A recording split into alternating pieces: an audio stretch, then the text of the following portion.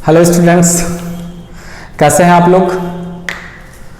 Very warm welcome to all of you in new session, in new class and new topic. सबसे important बात है कि हम लोग एक नए वर्ष में प्रवेश किए हुए हैं, नए क्लास की बातें करेंगे, तो कहीं ना कहीं नए उम्मीद के साथ, नए जोश के साथ, नई ऊर्जा के साथ, पूरे दमखम के साथ पढ़ाई को शुरुआत करना है। कहीं ना कहीं 12 से आपका एक फ्यूचर डिसाइड होता है। सबसे इंपॉर्टेंट बात है जो ध्यान में रखनी है आपको। 10th से आपका फ्यूचर डिसाइड नहीं होता, लेकिन यहां पर ये जो 11-12 की बातें होती है कहीं ना कहीं आपके फ्यूचर से जुड़ी होती है। So do your best, give your best, try your best. Okay, हम फर्स्ट चैप्टर को स्टार्ट करने जा रहे हैं, बट बिफोर दैट एक छोटा सा इंट्रोडक्शन क्लास 12th के बारे में। क्लास 12th की यदि हम बात करें, क्लास 12th की यदि हम बात करते हैं तो क्लास 12th में आपका जो अलजेब्रा टॉपिक है लिख लेंगे स्टार्ट में। आपका 2 ही चैप्टर आता है अलजेब्रा में। आपका क्या है, 2 ही चैप्टर आता है यहां पर। एक तो मैट्रिसेस, जिसको आप मैट्रिक्स बोलते हैं, फर्स्ट चैप्टर, एंड दूसरा चैप्टर आता है डिटर्मिनेंट। इसको स्टार्ट में जरूर लिख लेंगे, डिटर्मिनेंट।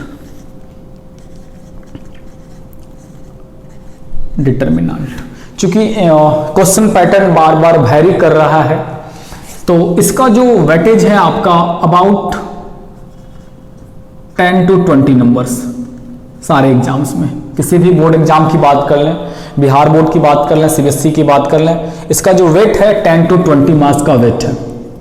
10 से 20 मार्क्स तक इसमें एग्जाम्स में पूछे जा सकते हैं। सो अलजेब्रा में आपको क्लास 12 में यही 2 चैप्टर पढ़ने हैं आपको। एक तो मैट्रिसेस पढ़ना है और आपको दूसरा क्या, डिटर्मिनेंट पढ़ना है।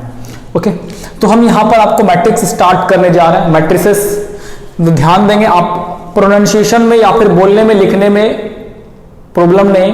आप मैट्रिक्स वर्ड यूज कर सकते हैं, मैट्रिसेस वर्ड यूज कर सकते हैं, कोई भी वर्ड यूज कर सकते हैं, बट क्लियर अबाउट दैट कि मैट्रिक्स एक सिंगुलर वर्ड हुआ। सिंगुलर यू नो, एक वचन, एंड प्लूरल बहुवचन। एक है तो मैट्रिक्स, ढेर सारे हैं तो फिर matrices. So there should be no any confusion, कोई कंफ्यूजन नहीं होनी चाहिए, right. Now come to the point. थोड़ा सा इंट्रोडक्शन मतलब समझते हैं परिचय। थोड़ा सा इंट्रोडक्शन हो जाए इनके बारे में भाई। इंट्रोडक्शन यू नो, इंट्रोडक्शन मतलब क्या होता है, परिचय। परिचय मतलब समझते हैं नाम क्या है, घर कहाँ है इनका, कहाँ से आए हैं भाई, कैसा है, गोरा है, काला है, हाइट कितना है। इंट्रोडक्शन तो इसी को बोलते हैं हम लोग गांव की भाषा में। कितने पढ़े लिखे हैं, किसने भेजा भाई, ये सारी बातें परिचय में आती हैं। तो थोड़ा सा इनका परिचय देख लें भाई। इंट्रोडक्शन में मैट्रिसेस का थोड़ा सा परिचय देख लेते हैं। तो before 18th century, point should be noted, before 18th century, first point, before 18th century, before 18th century, 18वीं सदी के पहले ये काफी साधारण लोग होते थे। जैसे होता है समाज में कुछ लोग होते हैं गरीब है, लेकिन 10 साल के बाद देखिए उनका वैल्यू कितना बढ़ जाता है, अचानक सब कुछ बदल जाता है। तो 18th सेंचुरी के आसपास इनका कोई वैल्यू नहीं था मैथमेटिक्स में, no value. And the concept of matrices एक अरेंजमेंट की तरफ बिहेव किया जाता है, चीजों को अरेंज करने में, व्यवस्थित करने में, सजाने में। Before 18th century concept of matrices used only for, it is used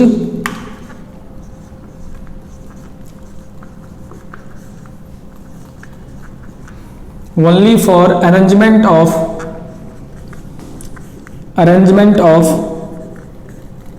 things, वस्तुओं को सजाने में। It is used only for arrangement of things. अब किस तरह से अरेंजमेंट, ध्यान दीजिएगा। अरेंजमेंट ऑफ थिंग्स का मतलब क्या हुआ भाई? आप भोज खाने बैठते हैं कभी गांव में, याद है भोज खाने बैठते हैं, कैसे बैठते हैं? ऐसे तो नहीं कि कहीं भी बैठ जाते हैं, किधर भी मुंह कर लेते हैं, बिल्कुल भी नहीं करते हैं ना आप लोग, बिल्कुल ध्यान रखना है। कैसे बैठते हैं भोज खाने? ऐसे करके तो बिल्कुल लाइन में बैठते हैं, ठीक है, इस तरह से। फिर इस तरह से लाइन में भोज खाने बैठते हैं आप लोग। याद है एग्जाम, जब कहीं आप एग्जाम देने जाते हैं, 9th का 10th का जो फाइनल एग्जाम होता है, उसमें आप कैसे बैठते हैं? ये तो नहीं कि जहां मन वहां बैठ जाते हैं, नहीं, आप इस तरह से दो दो बच्चे एक एक बेंच पर बैठते हैं, इस तरह से एग्जाम देने। मान लीजिए आपके घर में गेस्ट आने वाले, आप चेयर लगाते हैं, तो कैसे लगाते हैं? चेयर इस तरह से करके चेयर लगाते हैं। तो देख रहे हैं all these are arrangements. Matrix का यूज अपने लाइफ में कहां पर हो रहा है? All these are uses of matrices.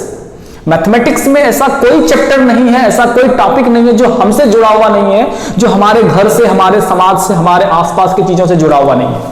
हर वो चीज कहीं ना कहीं हमारे आसपास मूव कर रहा है, घूम रहा है। बस चीजों को पॉइंट आउट करने की जरूरत है कि यहां पर मैथमेटिक्स लगा। आपको समझने की जरूरत है कि मैथमेटिक्स का यूज यहां पर कर रहा है। हर जगह, हर पल, हर क्षण, हर मोमेंट, सोते जागते, उठते बैठते, खेलते कूदते, हर जगह मैथमेटिक्स है।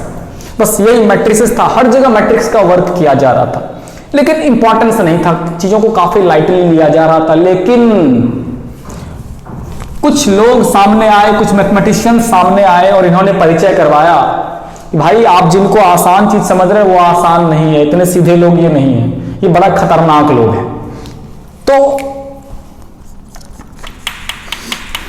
दो मैथमेटिशियन थे जिनका श्रेय जाता है इनके इंट्रोड्यूस करवाने में। एक है James Sylvester, James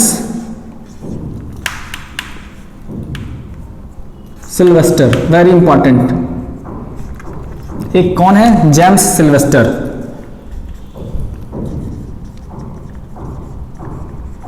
James Sylvester. और दूसरा नाम है आर्थर कैले। इन्होंने इनिशियली मैट्रिसेस के कॉन्सेप्ट, मैट्रिसेस के टाइप्स, इनके इंट्रोडक्शन, मैथमेटिक्स में इनका क्या एप्लीकेशन, इनिशियली इन्होंने बहुत ज्यादा वर्क किया और मैथमेटिक्स में मैट्रिक्स चैप्टर को एक श्रेय दिलवाया, एक मुकाम दिलवाया, जिनका अभी तक कोई यूजेस नहीं हो रहा था। इन दोनों ने इसका परिचय करवाया। And James Sylvester,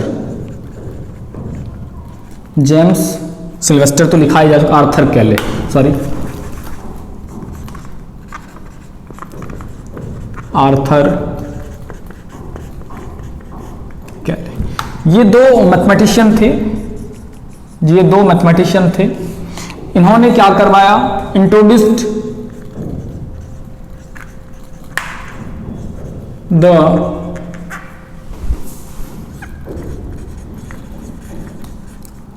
concept of matrices,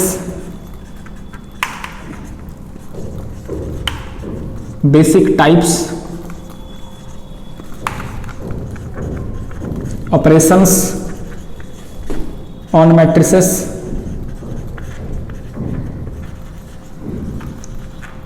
and different usage of matrices, and different usage of matrices. इन्होंने क्या क्या किया? इन्होंने क्या क्या किया भाई? इन्होंने क्या किया? हमारा परिचय करवाया। इंट्रोडक्शन मतलब परिचय, कि भाई मैट्रिक्स भी एक देखिए चैप्टर बनने जा रहा है। इनके टाइप्स के बारे में बताया, बेसिक टाइप्स, ऑपरेशंस, जोड़ घटाव, और भी यूजेज के बारे में कि अपने डेली लाइफ में और भी चैप्टर्स में क्या क्या यूज किया जा सकता है। और ये सारी घटनाएं घटी अबाउट 1850 के आसपास। ये सारी जो घटनाएं घटी, ये सारी चीजें 1850, 1850 के आसपास, 54, 55, 57 के आसपास ये सारी चीजें हुई। तो मैट्रिक्स का यूज इनिशियली नहीं था ज्यादा, बस चीजों को आसानी से लिया जाता था, लेकिन धीरे धीरे इनका वाइडली यूज होने लगा अलग अलग चैप्टर। जैसे अब देखिए इनका एप्लीकेशंस, अलग अलग चैप्टर्स में इनका यूज देखिए, मैट्रिक्स का यूज। अगला पॉइंट, कंप्यूटर साइंस में, कंप्यूटर में, इंजीनियरिंग में, इकोनॉमिक्स में, गेम थ्योरी, टोपोलॉजी, ठीक है, और भी ढेर सारे ज्योग्राफी और भी सारे स्टैटिक्स स्टैट, तो इन सारे चैप्टर्स में क्या होने लगा, मैट्रिक्स का यूज होने लगा। और भी अलग अलग पार्ट्स थे कि मैट्रिक्स का यूज इन सारे चैप्टर्स में होने लगा। मैट्रिक्स का प्रयोग कहां कहां पर होने लगा, मैट्रिक्स का यूज इन सारे जगहों पर मैट्रिक्स का यूज होने लगा। तो ये आपका एक बेसिक इंट्रोडक्शन है मैट्रिक्स का। काफी इंपॉर्टेंट चैप्टर है, काफी आसान चैप्टर है, जिसका कि हम शुरुआत करने जा रहे हैं। बिल्कुल अच्छे से फ्रेश फर्स्ट और टॉपिक में फर्स्ट पेज में इन सारे इंट्रोडक्शन को आप लोग सभी अच्छे से उतार लीजिए। यहां से क्लास 12th में अलजेब्रा का 2 पार्ट होने वाला है, 2 चैप्टर मैट्रिसेस एंड डिटरमिनेंट। इसका जो वेट होगा 10 से 20 मार्क्स का होगा। उसके बाद ये देखिए मैट्रिक्स वर्ड मैट्रिसेस दोनों में आप कुछ भी वर्ड यूज कर सकते हैं। There should be no any confusion, किसी तरह का कंफ्यूजन नहीं, संदेह नहीं। वो थोड़ा सा इसका हमने इंट्रोडक्शन यूज किया। इंट्रोडक्शन मतलब क्या इनिशियली हम सोचते थे इसके बारे में, इनका वाइडली यूज्ड कौन सारे मैथमेटिशियन थे जिन्होंने इनका डेवलपमेंट किया, इनका यूज मैट्रिक्स का कहां कहां पर हम करते हैं और ये कब हुआ। तो ये एक छोटा सा इंट्रोडक्शन, ज्यादा कोई विशेष है नहीं, याद रखना है नहीं, फिर भी कॉपी में एक छोटा सा इंट्रोडक्शन आप लोग जरूर मेंशन कर लीजिए फर्स्ट पेज में। ओके, तो फिर हम आगे की ओर चलते हैं यहां से।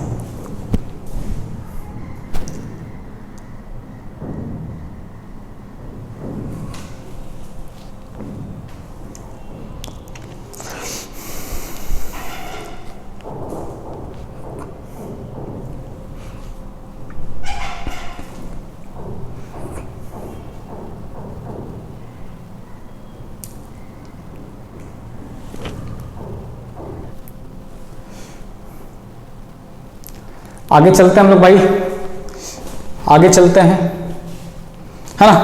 तो थोड़ा सा देखिए, before starting definition of matrices I am going to introduce 2 different words. इसका आपको डिफाइन करें उसके पहले देखिए हम आपको 2 टर्म से परिचय करवाने जा रहे हैं। भाई ये रो किसको बोलते हैं, रो, रो को आप बोल सकते हैं आप क्षैतिज, या फिर आप इसको पंक्ति बोल सकते हैं। तो रो किसको बोलते हैं जी, रो किसको बोलते हैं, ध्यान दीजिए। Horizontal lines are called row, horizontal lines are called row. मतलब क्या,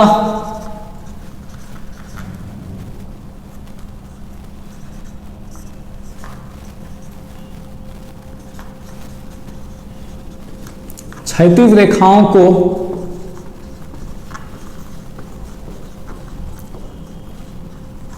रो कहते हैं।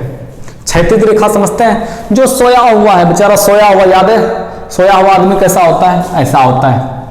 सोया हुआ आदमी कैसा होता है जी, इस तरीके से। ये हुआ पहला रो, ये हुआ क्या पहला रो, दूसरा रो, तीसरा रो, इसी तरह क्या हुआ चौथा रो। मतलब पहला पंक्ति, ये दूसरा पंक्ति, तीसरा पंक्ति, चौथा पंक्ति। भोज खाने बैठते हैं पंक्ति में, पंगत वह हुआ यही, पहला पंक्ति, ये दूसरा पंक्ति, ये तीसरा पंक्ति, ये चौथा पंक्ति।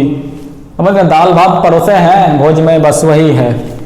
हॉरिजॉन्टल लाइन, क्षैतिज रेखा को हम लोग क्या बोलते हैं भाई, रो बोलते हैं। क्षैतिज रेखा को हम लोग क्या बोलते हैं, रो बोलते हैं। ठीक है, तो अब देखिए दूसरा टॉपिक क्या है, कॉलम्स। कॉलम्स क्या है, ये कॉलम क्या है भाई, ध्यान दीजिए। कॉलम क्या है, तो कॉलम मतलब ऊर्ध्वाधर हो गया, ऊर्ध्वाधर, या फिर खड़ी रेखा, या फिर स्तंभ, या फिर क्या हो गया स्तंभ। खड़ी रेखा या फिर स्तंभ। वर्टिकल लाइन जो इस तरह से, स्तंभ ऐसे होता है ना, पाया, पिलर समझते हैं, पिलर, बस वही हो गया। कॉलम मतलब होता है pillar, column.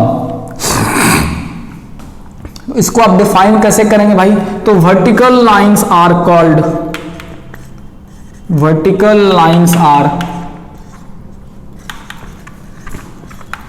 Lines are called columns. Vertical lines are called columns, are called rows. मतलब वर्टिकल लाइन तो ऊर्ध्वाधर रेखा, ऊर्ध्वाधर या फिर खड़ी रेखा को स्तंभ कहते हैं या फिर कॉलम कहते हैं। ठीक है, स्तंभ या फिर कॉलम कहते हैं।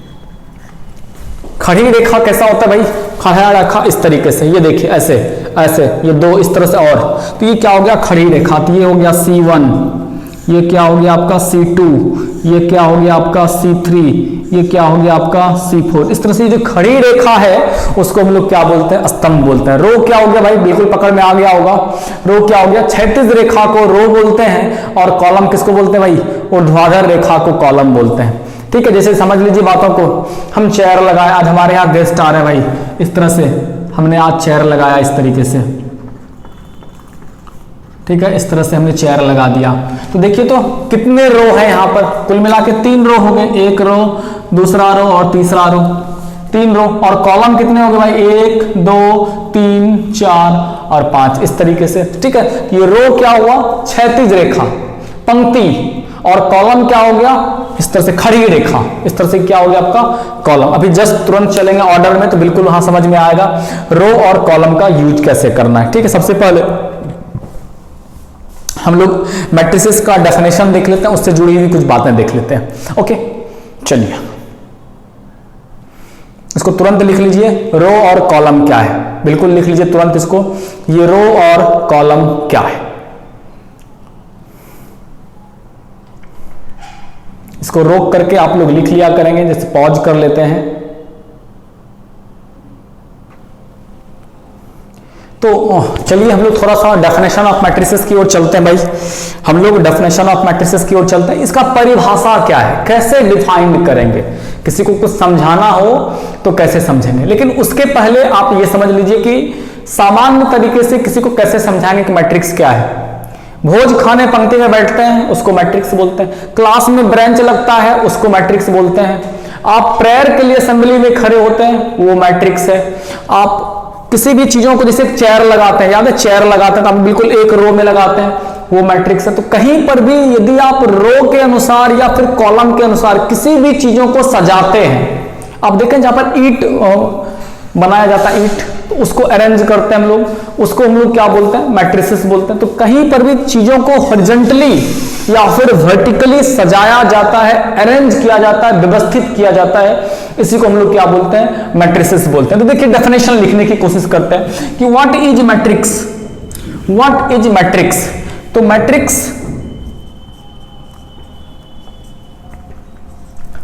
इज एन ordered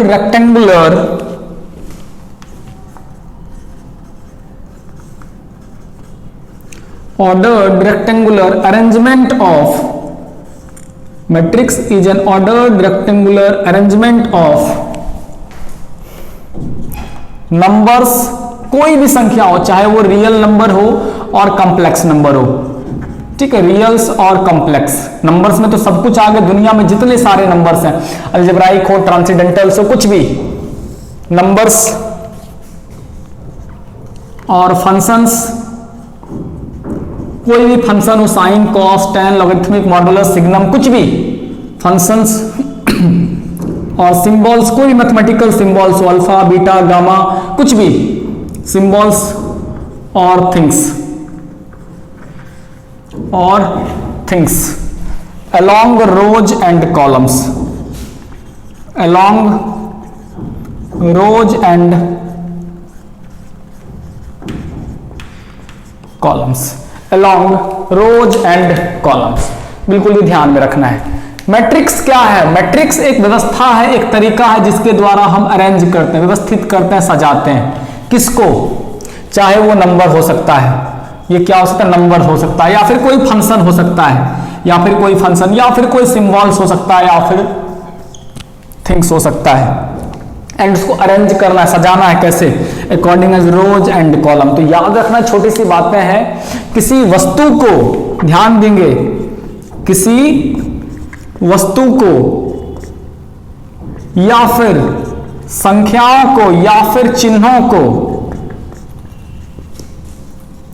या फिर कोई फंक्शन को, ठीक है, चिन्हों को रो और कॉलम के अनुसार, रो और कॉलम के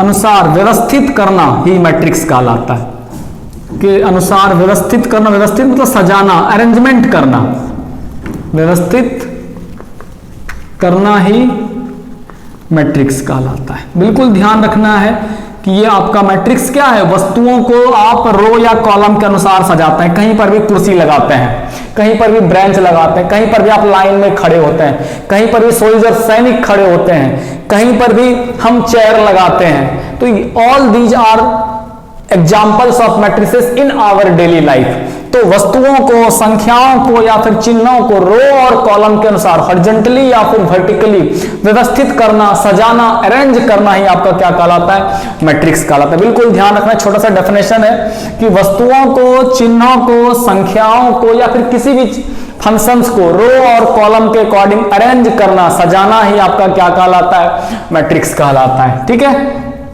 बिल्कुल। Matrix is N ordered rectangular arrangement of numbers, or it may be functions, it may be symbols, it may be things along rows and column। किसी वस्तु को या फिर संख्याओं को या फिर चिन्हों को रो और कॉलम के अनुसार व्यवस्थित करना ही मैट्रिक्स कहलाता है। ठीक है, इसके नीचे रिमेंबर पॉइंट्स हेडिंग लगाइए जल्दी से। इसके नीचे रिमेंबर पॉइंट्स हेडिंग लगाइए। रिमेंबर पॉइंट्स 2-3-4 लाइन छोड़ लेंगे इसके नीचे और डेफिनेशन के नीचे, उसके बाद हेडिंग लगा लीजिए रिमेंबर पॉइंट्स। और देखिए इससे रिलेटेड काफ़ी इंपॉर्टेंट पहलू आपको हम बताने जा रहे हैं, मैट्रिक्स से जुड़े हुए कुछ इंपॉर्टेंट बातें। सबसे फर्स्ट नंबर थिंग कि मैट्रिक्स के नोटेशंस के लिए हम कौन सा सिंबल्स यूज करते हैं। मैट्रिक्स के नोटेशंस के लिए हम कौन सा सिंबल्स यूज करते हैं। ठीक है, तो जितने सारे एलिमेंट हैं मैट्रिक्स में, उसको हम दर्शाने के लिए मैट्रिक्स के लिए कौन सा नोटेशन यूज करते हैं। टू इंक्लोज द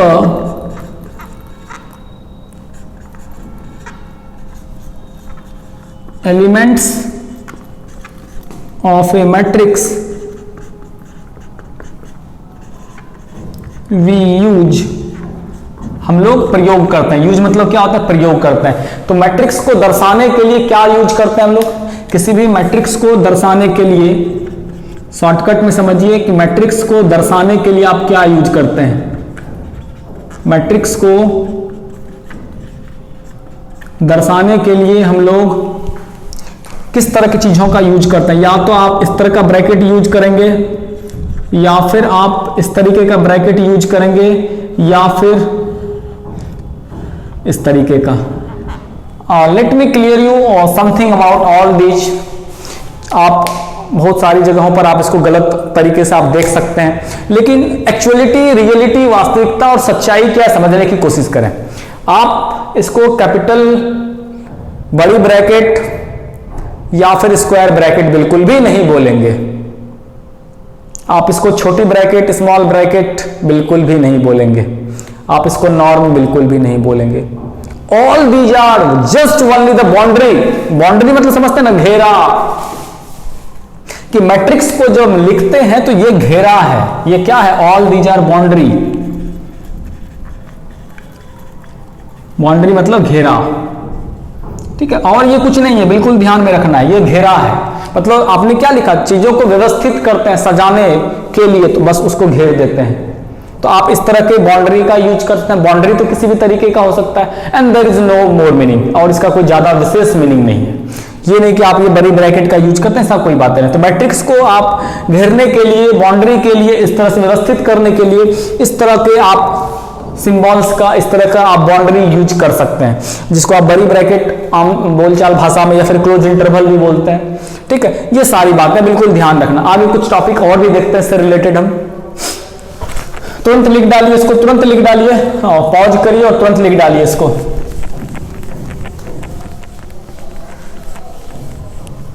ठीक है, देखिए दूसरा पॉइंट देखिए हम बताते हैं। मैट्रिक्स को हमेशा कैपिटल लेटर से डिनोट करते हैं। मैट्रिक्स को हमेशा क्या करते हैं?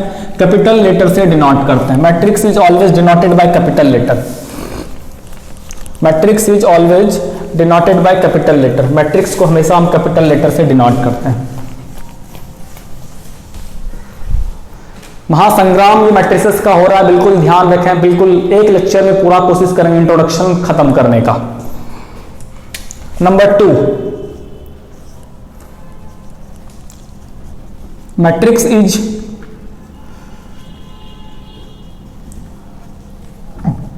Always denoted by capital letter. Matrix को हमेशा हम किससे डिनोट करते हैं भाई? बड़ी अक्षर से डिनोट करते हैं। ABCD, that is A use कर सकते हैं, B यूज कर सकते हैं, C यूज कर सकते हैं, X यूज कर सकते हैं, Y यूज कर सकते हैं, Z यूज कर सकते हैं। मैट्रिक्स को दर्शाने के लिए आप कैपिटल लेटर का यूज कर सकते हैं। अब एग्जाम्पल दिखाते हैं आपको। आप A बराबर इस तरह से यूज कर सकते हैं 5 6 7 0, या फिर आप इस तरह का बाउंड्री यूज नहीं करके आप 5 6 7 0 इस तरह का यूज कर सकते हैं, या फिर आप इस तरीके से यूज कर सकते हैं 5 6 7 0, है ना। लेकिन मोस्ट ऑफ बुक जो रिसेंट बुक आ रही है आपको इसमें 99% इस तरह से यूज किया मिलेगा। कहीं कहीं ये भी आपको मिलता है, कहीं कहीं लिखा हुआ 1-8% चांसेस है, बट ये बिल्कुल भी नहीं के बराबर कहीं पर मिलेगा। सो आपको जनरली क्या करना, मैट्रिक्स के लिए इस तरह के सिंबल्स का यूज करना है। कोई भी एलिमेंट लिखिए, लिख दीजिए x equal to Ramesh, Rohan और रोशन। ये हो गया आपका इस तरीके से। x बराबर अल्फा बीटा गामा लैम्डा, इस तरीके से आप यूज कर सकते हैं। कुछ भी आप लिख सकते हैं। a बराबर 3 4 1 0 6 5 √39 आप इस तरीके से यूज कर सकते हैं। तो ये क्या हुआ, मैट्रिक्स का नोटेशन हुआ। आप इस तरह के बाउंड्री का यूज कर सकते हैं और हमेशा कैपिटल लेटर इक्वल टू देकर के लिखेंगे। A बराबर, B बराबर, C बराबर, X बराबर, व्हाटएवर जो कुछ भी हो, बट ध्यान ये रखना है कि हमेशा आप कैपिटल लेटर बड़ी अक्षर का यूज करेंगे और मैट्रिक्स में जो भी एलिमेंट होगा, जो भी वस्तु होगा, जो भी सदस्य होगा, आप इस तरह के ब्रैकेट्स का, इस तरह के बाउंड्री का यूज करेंगे। नंबर 2। नंबर तीसरा नंबर पॉइंट देखते हैं। तुरंत लिख लिया करें भाई, फटाफट जल्दी जल्दी रोक करके लिख लिया करें, ठीक है। यही एक फायदा है कि आप रोक करके लिख सकते हैं जल्दी जल्दी। तीसरा नंबर, अच्छा बताइए एक छोटी सी बात, कितने बच्चे हैं जो सुंदर दिखना चाहते हैं? सुंदर समझते हैं ना भाई? अरे भाई सुंदर वही है जो सुंदर समझते ही हैं भाई, क्या बोले, सब कोई सुंदर दिखना चाहता है। करियो आदमी सुंदर दिखना चाहता है, करियो आदमी सुंदर दिखना चाहता है। मतलब हम पूरे क्या बोले, मतलब दांतें दिखवे करता है केवल, लेकिन फिर भी हम चाहते हैं कि यार हम तो कैटरीना कैफ दिखें। चलिए आगे चलते हैं। तीसरा नंबर, तो हर कोई सुंदर दिखना चाहता है दोस्त। तो एक बात समझिए कि आप जो इस तरह की चीज़ों का यूज करते हैं, हम जो इस तरह की चीज़ों का यूज करते हैं, या फिर इस तरह की चीज़ों का यूज करते हैं, या फिर इस तरह की चीज़ों का जो यूज करते हैं, क्यों करते हैं? आप सोचिए कि इनिशियली जब मैट्रिक्स का डेवलपमेंट हुआ, ध्यान रखें क्या बोल रहे हैं, बिल्कुल अच्छे समझें। इनिशियल स्टेजेस में जब मैट्रिसेस का डेवलपमेंट हुआ तो उस समय एलिमेंट्स को कैसे लिखा जाता था? एलिमेंट्स को कैसे लिखा जाता था, ध्यान देंगे।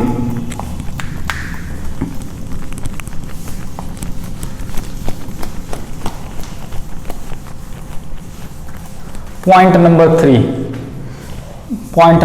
3, तो वी यूज, हम जो इस तरह के सिंबल्स का यूज करते हैं, या फिर इस तरह की चीज़ों का यूज करते हैं, या फिर इस तरह की चीज़ों का यूज करते हैं, there is only reason, only for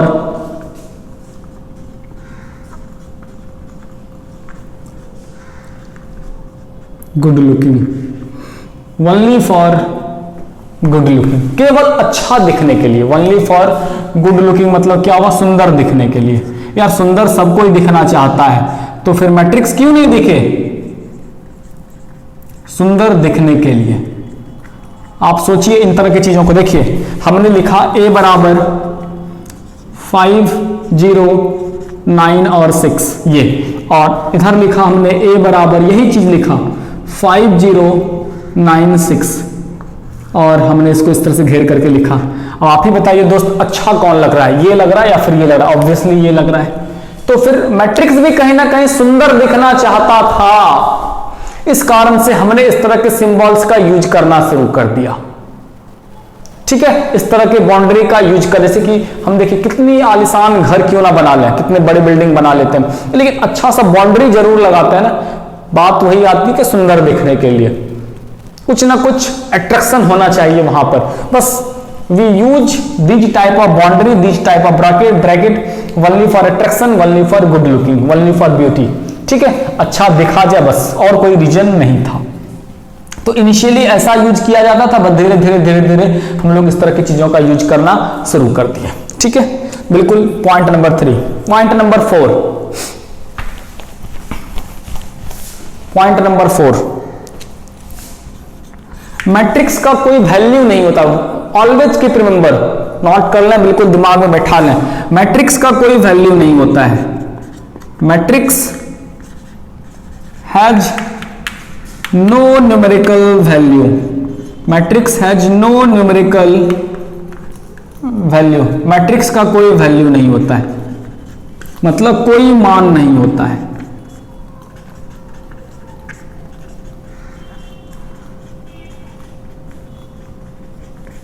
matrix has no numerical value, matrix का जो वैल्यू होता है कुछ भी न्यूमेरिकल वैल्यू नहीं होता। Matrix has no numerical value, कोई भी किसी तरह का मान नहीं होता है, क्योंकि ये तो एक सजावट है ना, वस्तुओं को अरेंज करने का तरीका है। तो फिर इसका वैल्यू कैसे होगा भाई?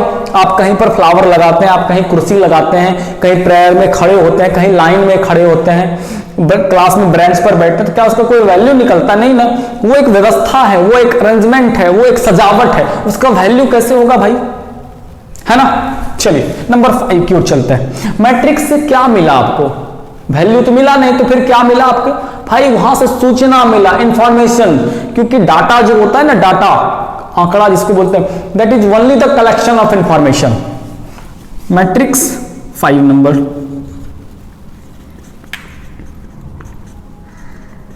is also called, matrix is also called collection of information, सूचनाओं का संग्रह, collection of information, collection of information मतलब सूचनाओं का संग्रह। मैट्रिक्स को क्या बोलते हैं हम लोग? सूचनाओं का संग्रह भी कहते हैं। मैट्रिक्स को क्या बोलते हैं हम लोग? सूचनाओं का संग्रह। जैसे कि मान लीजिए आज क्लास हो रहा है और क्लास में इस तरह से एक बैठा हुआ, ध्यान दीजिए, यहां पर राम बैठा हुआ है, यहां पर बिट्टू बैठा हुआ है, यहां पर छोटू बैठा हुआ है, और यहां पर मोनू बैठा हुआ है। ध्यान दीजिए, तो यहां से आप ऐसे यदि लिखे हैं तो it is none other than only the information. क्या भाई? कि पहला नंबर जो ब्रांच उस पर 2 बच्चा बैठा हुआ है, उसका नाम राम है, दूसरे का नाम बिट्टू है। दूसरा ब्रांच पर क्या है? दूसरा पंक्ति, भोज खाने जो बैठते हैं, दूसरा पंक्ति, दूसरा कतार, उसमें कौन है भाई? छोटू बैठा हुआ है, मोनू बैठा हुआ है, 2 आदमी बैठा हुआ। तो यहां से क्या मिल रहा है? बिल्कुल मैट्रिक्स से आपको क्या मिल रहा है? सूचना, कलेक्शन ऑफ इंफॉर्मेशन। तो मैट्रिक्स को हम लोग क्या बोलते हैं? कलेक्शन ऑफ इंफॉर्मेशन भी बोलते हैं। बिल्कुल भाई ध्यान में रखें। पहला नंबर पॉइंट क्या लिखे थे? मैट्रिक्स के नोटेशन के लिए हम इस तरह के सिंबल्स का यूज करते हैं। दूसरा क्या लिखा हमने? मैट्रिक्स को हमेशा कैपिटल लेटर से डिनोट करते हैं। अब तीसरी बात है कि इस तरह का चीज जो आप यूज करते हैं उसका मीनिंग नाम नहीं, no meaning, only for good looking. हमने शुरू में ही बताया, इसको बड़ी ब्रैकेट छोटी ब्रैकेट बिल्कुल नहीं, it is just only the boundary. ये क्या है? एक घेरा है। ये क्या है? केवल और केवल आपका एक घेरा है। देख रहे, बिल्कुल सुंदर लग रहा है दिखने में भाई। बिल्कुल आप भी तो ऐना कंघी तेल लगा करके चलते हैं, ऐसे तो नहीं सूट उठ कर कहीं भी चल जाते हैं। बिल्कुल, तो मैट्रिक्स का कोई मान नहीं होता है, इसको सूचनाओं का संग्रह भी बोलते हैं। All these are introduction related matrices. Okay, and if there is any confusion please WhatsApp me, please comment here and you will get solution. Definitely you will get solution. You can WhatsApp me 8051846584. It's my WhatsApp number. You can contact me anytime. You can message me. You will get answer. आपको answer मिलेगा तुरंत यदि किसी तरह का कोई doubts हो। Okay, so continue करते हैं। नेक्स्ट हम लोग आगे देखिए।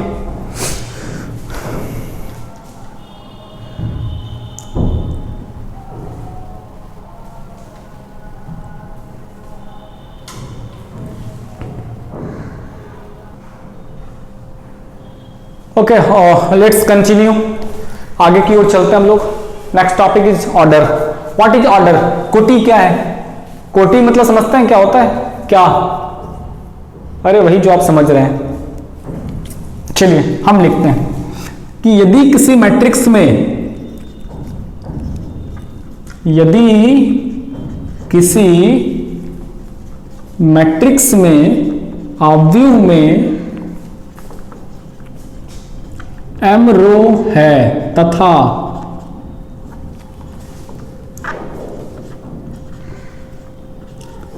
n कॉलम है, तो यदि आप ऐसे लिखते हैं m और गुना और n, इसी को ऑर्डर कहते हैं, कोटि कहते हैं। समझ रहे हैं भाई आप लोग? समझ लियो इधर। If a matrix has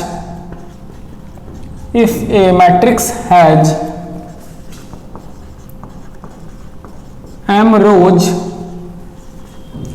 and n columns, if a matrix has m rows and n columns, then is called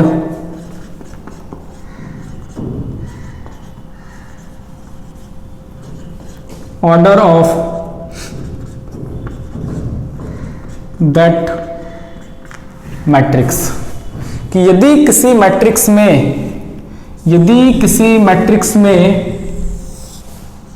m रो है, यदि किसी मैट्रिक्स में क्या है भाई? m रो है और n वो कॉलम है, तो इसको हम लोग क्या बोलते हैं? ऑर्डर बोलते हैं। एंड सबसे इंपॉर्टेंट बात, keep remember, very important, what is important here? Note में आपको क्या ध्यान देना है? नोट में आपको ध्यान ये देना है कि आपको इसको, ये जो लिखा हुआ है, इसको m/n पढ़ना है, m/n पढ़ना। It is read as m/n, it is read as m/n। इसको m गुना n नहीं पढ़ना है भाई, क्योंकि यदि आप कभी भी 2 into 3 पढ़ते हैं, इट मीन्स हम 6 की बात कर रहे हैं। आप कभी भी 5 into 2 बोलते हैं, इसका मतलब हम 10 की बात कर रहे हैं, ठीक है ना। लेकिन यहां पर क्या हो रहा है? We are not going to multiply here, हम यहां पर मल्टीप्लाई नहीं करने जा रहे हैं, बट यहां पर हम ये बताने जा रहे हैं आपको कि देखिए हमारे पास m रो है और n कॉलम है, हम मल्टीप्लाई करने नहीं जा रहे हैं, क्योंकि मैट्रिक्स से आपको क्या मिलता है? सूचना। इसका कोई वैल्यू नहीं होता है, तो फिर मल्टीप्लाई करने का सवाल ही नहीं होता है। तो यहां से आपको क्या मिल रहा है भाई कि m रो है और n क्या है? कॉलम है। तो ऑर्डर मतलब हमेशा ध्यान रखना है, ऑर्डर मतलब क्या होगा? हमेशा रो और कॉलम को मल्टीप्लाई करना, इस तरह से मल्टीप्लाई के फॉर्म में लिखना है। ऑर्डर इक्वल टू क्या आपने समझा? Row by column, row by column. हमेशा सबसे पहले रो लिखना है और कॉलम लिखना, और पढ़ना क्या है? m/n, m/n। अब देखिए एग्जांपल्स की ओर हम लोग चलते हैं, यहां पर ध्यान देंगे। हम लोग एग्जांपल नंबर 1 लेते हैं। यहां पर आपके पास a बराबर एक मैट्रिक्स लिख रहे हैं 1 2 0 6, 1 2 0 6। बताइए भाई कै गो रो है और कै गो कॉलम है?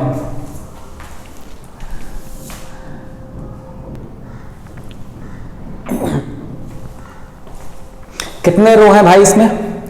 2 रो है। कितने रो है? ध्यान दीजिए इधर, 1 रो 2 रो है। और कॉलम कितने भाई? यहां पर 2 कॉलम है ना। तो इसका ऑर्डर कितना हो गया? कितना रो है और कितना कॉलम है? तो इसका जो ऑर्डर हो गया ये कितना हो गया? 2/2, क्योंकि 2 रो है 2 कॉलम है। आप इसको यहां पर इसके कॉर्नर पर भी लिख सकते हैं। x बराबर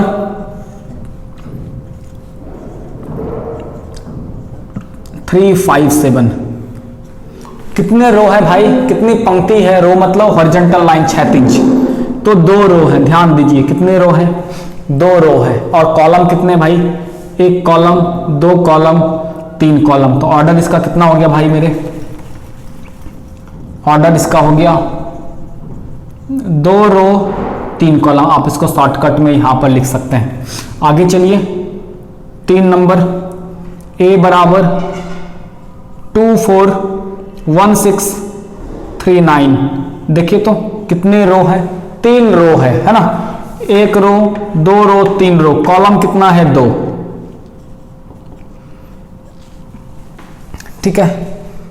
x बराबर देखिएगा यहां पर 1 2 3। बताइए इसका 1 2 3। 1 रो है और 3 कॉलम है। 1 रो है और 3 कॉलम है। तो 1/3। a बराबर 269183046। बताइए कितने बाय कितने का है? 3 रो है और 3 क्या है? कॉलम है। यहां पर लिखेंगे x बराबर 94012416। बताइए कितने रो है भाई? 2 रो है। कितना रो है? 2 पंक्ति है। और कॉलम कितना है? 1 2 3 4। तो ये कितना हो गया? 2/4। तो इसी को हम लोग क्या बोलते हैं? ऑर्डर। मतलब क्या गो रो है और क्या गो कॉलम है। How many rows? 2 row. Column कितना? 4 कॉलम। तो 2/4 इसका ऑर्डर हो गया। कितना रो? 1 रो। कॉलम कितना? 3। तो 1/3। 3 रो 3 कॉलम। इस तरह से कितना रो है? रो किसको बोलते हैं भाई? क्षैतिज रेखा को रो बोलते हैं। इस तरह से रो। और इस तरह से हम लोग क्या बोलते हैं? इस तरह से हम लोग क्या बोलते हैं? कॉलम बोलते हैं। समझ रहे हैं बातों को? कितना रो है और कितना कॉलम है, इसी को हम लोग क्या बोलते हैं? ऑर्डर बोलते हैं। कितना रो है और कितना कॉलम है, इसको हम लोग क्या बोलते हैं? ऑर्डर बोलते हैं।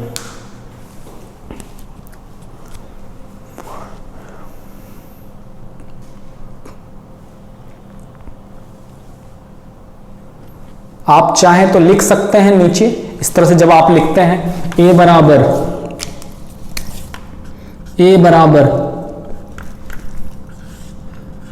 5806। तो कितना हो गया? 2/2। 2 रो 2 कॉलम। आप इसको लिख भी सकते हैं, नहीं भी लिख सकते हैं। ये कोई जरूरी वाली बातें नहीं है जो आपको लिखनी है। यहां पर इसमें कोई आवश्यकता नहीं है इसके लिखने की। लिखना है तो लिखिए, नहीं लिखना है तो नो। तो 2 रो है और 2 कॉलम है।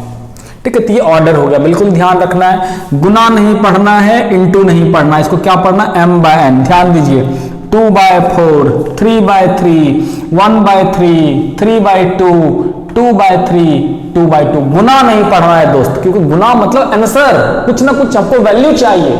लेकिन यहां पर हमको वैल्यू नहीं, आपको क्या सूचना मिल रहा है? जैसे यहां पर 2/4 लिखे तो क्या सूचना मिल रहा है? कि इसमें 2 गो रो है, 4 गो कॉलम है। समझे? यहां पर 1 गो रो है, 3 गो कॉलम है। 3 गो रो है, 2 गो कॉलम है। सूचना मिल रहा है 3 पंक्ति है और हर पंक्ति में 2 लोग हैं। It is only the information. So never read as 2 into 4 या फिर 2x4। It is read as 2/4। Always keep remember. Okay. Now come to the next point.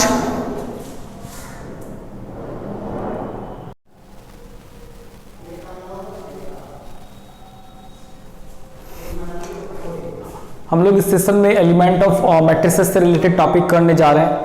Element of a matrix क्या है, किसी भी वस्तु को या फिर किसी भी सदस्य को कैसे आप डिफाइन कर सकते हैं, एंड इससे रिलेटेड क्वेश्चंस। सबसे इंपॉर्टेंट कि जो मैट्रिसेस का जो बेसिक क्वेश्चन स्टार्ट होता है वो यहीं से स्टार्ट होता है। आप चाहे एनसीईआरटी की बात कर लीजिए या फिर आप कोई भी RD शर्मा के सिन्हा बुक की बात कर लीजिए। जो आपका फर्स्ट चैप्टर होगा, जो आज हम इस क्लास में इस टॉपिक में डिस्कस अभी करेंगे इस टॉपिक में, वो आपका पूरा का पूरा टॉपिक उससे रिलेटेड होगा। तो चलते हैं यहाँ पर, देखिए वेरी इंपॉर्टेंट टॉपिक है जो पिछली क्लास में था, पिछले हमारा सेशन था। तो अभी जो हम देख रहे थे उसके पहले जस्ट उसमें क्या था हमारा, बस मैट्रिसेस से रिलेटेड टॉपिक था कि मैट्रिसेस क्या है, उसका नोटेशंस क्या है, ऑर्डर क्या है, रो किसको बोलते हैं, कॉलम किसको बोलते हैं, लेकिन वहां पर कोई क्वेश्चन अराइज नहीं हो रहा था, है ना। चलिए तो यहाँ पर हम जो सबसे फर्स्ट पॉइंट है एलिमेंट ऑफ ए मैट्रिक्स, हमारा जो टॉपिक हम स्टार्ट करने जा रहे हैं एलिमेंट ऑफ ए मैट्रिक्स, उससे रिलेटेड हम टॉपिक डिस्कशन करने जा रहे हैं। ध्यान देते हैं बातों को। Okay, come to the point, हम आगे की ओर चलते हैं। जो हमारा टॉपिक है जिस पर आज हम डिस्कस करने जा रहे हैं, इस टॉपिक में हमारा नाम है एलिमेंट ऑफ ए मैट्रिक्स। इस टॉपिक का हमारा नाम है एलिमेंट ऑफ ए मैट्रिक्स। ये देखिए, एलिमेंट को आप वस्तु बोल सकते हैं, अवयव बोल सकते हैं, सदस्य बोल सकते हैं, एंट्री बोल सकते हैं या फिर मेंबर बोल सकते हैं। आप कुछ भी वर्ड यूज करिए, जैसे क्या कि ये क्या है, ये हमारे परिवार का सदस्य है, आप उसको फैमिली मेंबर बोल सकते हैं, एलिमेंट बोल सकते हैं, उनको हमारा सदस्य बोल सकते हैं कि ये हमारा वस्तु है। कुछ भी आप वर्ड यूज कर सकते हैं। All these are approximately same word, सभी लगभग ओवरऑल सेम चीज है। तो सदस्य किसको बोलते हैं भाई, जो आपके परिवार का हिस्सा है, जो आप इस घर में रहता है, समझ रहे हैं ना, जो इस घर में रहता है आप उसको सदस्य बोलते हैं ना। ए बराबर हम ये लिख रहे हैं यहाँ पर 50 अल्फा और वाई, ध्यान दीजिए ये ऐसे। तो ये क्या हुआ, 50 अल्फा और वाई, ये क्या है, ये मैट्रिक्स ए का सदस्य है और वाई मैट्रिक्स ए का एलिमेंट है। मैट्रिक्स ए का एलिमेंट है। एलिमेंट मतलब क्या, सदस्य है, वस्तु है, अवयव है ना, क्योंकि ये सभी क्या रहता है, इस घर में ये सारे लोग रहते हैं। तो आप जहां रहेंगे उसी के सदस्य न कहलाएंगे, उसके पार्ट कहलाएंगे, उसके मेंबर कहलाएंगे। तो यही चीजें यहां पर है कि 50 अल्फा और वाई मैट्रिक्स ए का क्या है, एलिमेंट है, मेंबर है, सदस्य है, वस्तु है, अवयव है, एंट्री है, जो भी बोले बिल्कुल सभी। तो हमने क्या लिखा कि द टर्म्स और नंबर्स और थिंग्स इनसाइड मैट्रिक्स, वो जो मैट्रिक्स है उसके अंदर जितने सारे नंबर्स हैं या फिर जो भी वस्तु हैं या फिर जो भी टर्म्स हैं, उसी को हम लोग क्या बोलते हैं, एलिमेंट बोलते हैं। जो उसके अंदर लिखा गया है उसे हम लोग क्या बोलते हैं, जो भी वस्तु या संख्या कोई भी चीज किसी मैट्रिक्स के अंदर है उसे उस मैट्रिक्स का हम क्या बोलते हैं भाई, एलिमेंट बोलते हैं। उसे हम मैट्रिक्स का क्या बोलते हैं, एलिमेंट बोलते हैं। तो 50 अल्फा और वाई मैट्रिक्स ए का क्या है भाई, एलिमेंट है। तो ये क्या हुआ, एलिमेंट हुआ। एक सबसे इंपॉर्टेंट बात है जो ध्यान में रखनी है, नोट में नीचे लिखेंगे आप लोग सभी, क्या भाई, कि किसी मैट्रिक्स के एलिमेंट को हम AIJ से डिनोट करते हैं। वेरी इंपॉर्टेंट टॉपिक, इंपॉर्टेंट, ध्यान लगा लेंगे। एक important, element of a matrix is denoted by AIJ. Element of a matrix is denoted by AIJ. Element of a matrix is denoted by AIJ. अब ये AIJ क्या है, इसको समझने की कोशिश करते हैं कि किसी वस्तु की स्थिति को बताना, किसी वस्तु की स्थिति को बताना, स्थिति मतलब पोजीशन, उसके जगह को बताना। जैसे यहाँ पर हम खड़े हैं और हमसे यहाँ पर किसी व्यक्ति ने पूछा, भाई बताइए वो जो मोहन लाल है उनका घर किधर है, हम क्या बताएंगे, यहाँ से स्ट्रेट जाइए, लेफ्ट मुड़ जाइए, जो कॉर्नर पर घर है वो मोहन लाल का है। इस तरीके से, जैसे यहाँ पर हम खड़े हैं और यहाँ पर 50 बच्चे बेंच पर बैठे हैं, हम तो मान लीजिए कि फ्रेशर से बिल्कुल नाम नहीं जानता, तो कैसे पुकारेंगे भाई, थर्ड ब्रांच पर जो तीसरे बच्चे हैं वो खड़े हैं, थर्ड ब्रांच पर तीसरे बच्चे, पॉइंट करिएगा नोटिस इसको, तीसरे ब्रांच का जो दूसरा स्टूडेंट है वो खड़ा हो जाओ, समझ रहे बातों को। तो वही चीजें यहाँ पर है कि element of a matrix is denoted bye AIJ, बिल्कुल इसको नोट करें। और यहाँ पर AIJ मतलब I और J क्या है भाई, तो यहाँ पर I जो है आपके रो को रिप्रेजेंट करता है, ये I आपको जो है किसको रिप्रेजेंट करता है, रो को बताता है। और ये जो आपका J लिखे हुए हैं ये आपके कॉलम को बताता है, ये J आपके कॉलम को बताता है। आई आपके रो को रिप्रेजेंट करता है और जे आपके कॉलम को बताता है। बिल्कुल देखिए समझ में आ जाएगा। जस्ट हम इसको एक एग्जांपल की मदद से आपको समझाने की कोशिश करते हैं कि किसी वस्तु की स्थिति को ए आई जे से डिनोट करता है कि आप कहां पर खड़े हैं। क्या बोला हमने? तीसरा ब्रांच का दूसरा लड़का, ध्यान दीजिएगा, तीसरा ब्रांच का दूसरा लड़का। तो आप इसको कैसे लिखेंगे? A32, समझ रहे हैं? A32, इसका मतलब क्या हुआ? ये रो हुआ और ये कॉलम हुआ, तीसरा ब्रांच का दूसरा लड़का। समझ रहे हैं? इसको एक एग्जांपल की मदद से समझाने की कोशिश करते हैं। पहले इसको लिखिए, element of a matrix is denoted by a i j, जहां पर आई रो को बताता है और जे आपके कॉलम को रिप्रेजेंट करता है। ये आई जे रो और कॉलम इस टॉपिक को डिटेल्ड में डिस्कस कर रहे हैं अभी हम।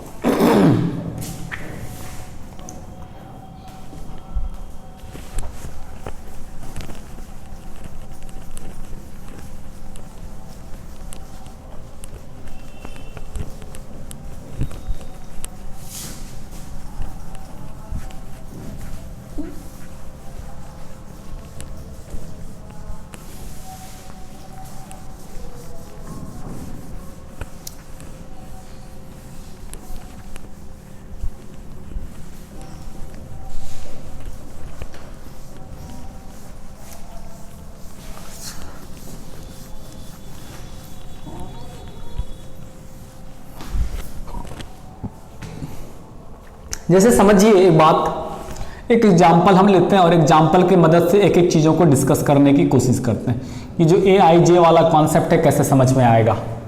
उसके लिए देखिए हम क्या करते हैं, ए बराबर एक मैट्रिक्स लेते हैं,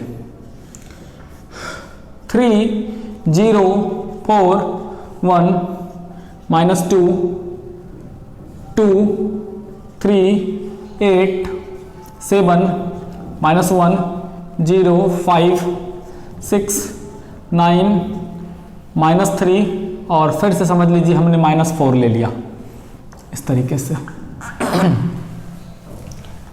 ठीक है, 9 यहाँ पर -3, इस तरह से हमने एक मैट्रिक्स ले लिया। जरा यहाँ पर हम यदि बच्चों को नहीं पहचानते तो हम उसको कैसे पुकारेंगे? सोचिए, यदि हम नहीं पहचानते तो उसको कैसे पुकारेंगे?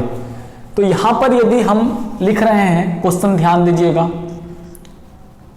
A21, इसका मतलब क्या हुआ? आप पहले तो हमेशा या तो अपने स्टाइल में चीजों को समझें या फिर मैथमेटिक्स के स्टाइल में। सबसे पहले हम अपना स्टाइल बताते हैं जो आउट ऑफ मैथमेटिक्स है। इसको कैसे बोलेंगे? देखिए, फर्स्ट ब्रांच का पहला स्टूडेंट, फर्स्ट ब्रांच का दूसरा स्टूडेंट, फर्स्ट ब्रांच का तीसरा स्टूडेंट, फर्स्ट ब्रांच का चौथा स्टूडेंट। आप इसको ऐसे लिख सकते हैं, फर्स्ट ब्रांच का फर्स्ट स्टूडेंट 3, फर्स्ट बेंच का सेकंड स्टूडेंट 0, फर्स्ट बेंच का थर्ड स्टूडेंट 4, फर्स्ट बेंच का फोर्थ स्टूडेंट क्या हुआ यहाँ पर 1। समझ रहे हैं? पहला ब्रांच का पहला बच्चा, पहला ब्रांच का दूसरा बच्चा, पहला ब्रांच का तीसरा लड़का और पहला ब्रांच का चौथा लड़का, इस तरीके से। उसी तरह से यदि कोई सवाल पूछ दे आपसे, बताइए तो 821 क्या लिखेंगे? तो इसका मतलब तुरंत आप समझ जाइएगा, अच्छा दूसरा ब्रांच का पहला लड़का, दूसरा ब्रांच का पहला लड़का, दूसरा ब्रांच का पहला लड़का कौन है? -2। यदि आपसे कोई पूछ दे 3 2 तुरंत बोलिए, तीसरा ब्रांच का दूसरा बच्चा कौन है? तीसरा ब्रांच का दूसरा बच्चा, तीसरा ब्रांच का दूसरा बच्चा -1। A43 मतलब चौथा ब्रांच का तीसरा लड़का, चौथा ब्रांच का तीसरा लड़का -1। ध्यान दीजिए, आपसे यदि कोई पूछ ले A24 मतलब दूसरा ब्रांच का चौथा लड़का, दूसरा ब्रांच का चौथा लड़का 8। A33 मतलब तीसरा ब्रांच का तीसरा लड़का, 33 मतलब तीसरा ब्रांच का तीसरा लड़का, तीसरा ब्रांच का तीसरा लड़का कौन है जी? 0। तीसरा ब्रांच का तीसरा लड़का कौन है? 0। आप समझ रहे हैं, ये जो AIJ था अब क्या बता रहा है? आपके पोजीशन, आपके लोकेशन, आपके जगह को बता रहा है, स्थिति क्या है, आपका जगह कौन सा है। तो ये 32 मतलब तीसरा रो दूसरा कॉलम। अब मैथमेटिक्स की ओर आते हैं। अब जो ये देखिए A11 लिखते हैं, इसका मतलब पहला रो पहला कॉलम, पहला रो पहला कॉलम। A12 का मतलब क्या हो गया? पहला रो दूसरा कॉलम। ये मैथमेटिक्स वाले स्टाइल में, ठीक है। इस तरह से आउट ऑफ मैथमेटिक्स भी आप चीजों को समझ सकते हैं। ठीक है, इस तरह से ये आपका एक छोटा सा एग्जांपल हुआ कि चीजों के लोकेशन को आप इस तरीके से बता सकते हैं। कुछ भी आप लिखा जा सकता है यहां पर आसानी से।